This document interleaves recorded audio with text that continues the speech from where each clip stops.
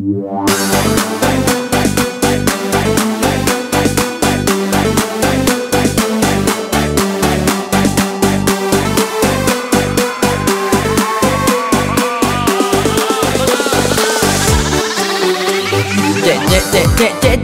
itulah bunyi cicak. Cek, maka jawab ibu cicak. Bunyi cok cek, puak cicak galak. Kena beringat sikit lepo cicak berok. Sebut kata cicak, tentu demo tahu. Sia jaga nampak duduk nusuk celah pitu. Ai malah tu bek ngakak, main alik lapu.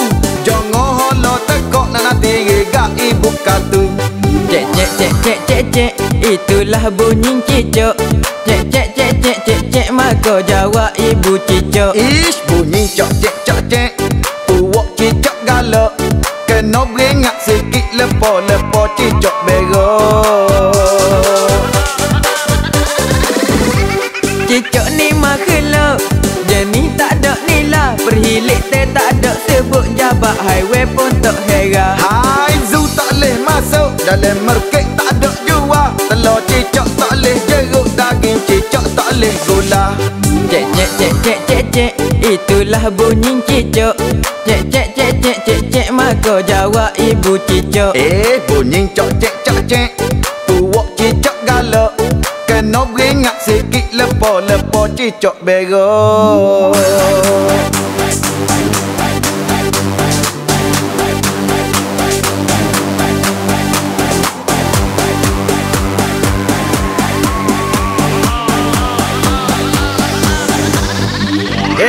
Cicak ni adik kakak ai binate tak ada akhlak.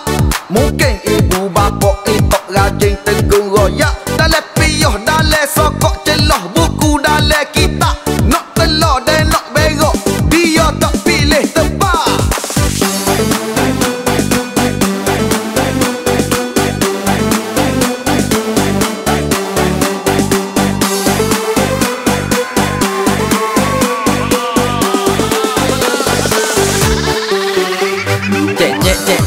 Cek, itulah bunyi cicak.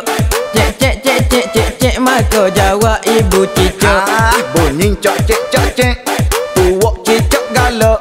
Kena beringat sikit lepo cicak berok. Cicak nampak baik tapi tak ada budi bahasa. Atas surah, atas sejik puak cicak berok rata. Ai email tak cakap kutik. Hari ni sapu esok ada. Orang semaya, orang ngatik. Cicak berok atas pala.